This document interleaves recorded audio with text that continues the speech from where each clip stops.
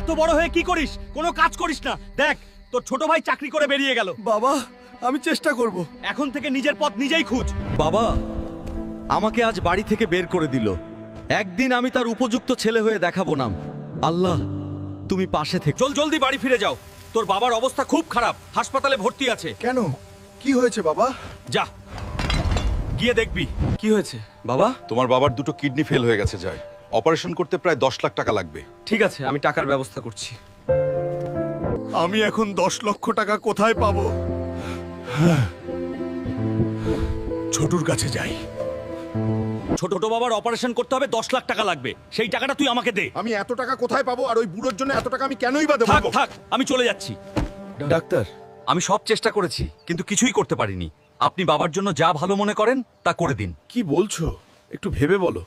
Doctor বাবু, আমার ছোট ছেলে কোথায়? আপনার ছোট ছেলে আসেনি।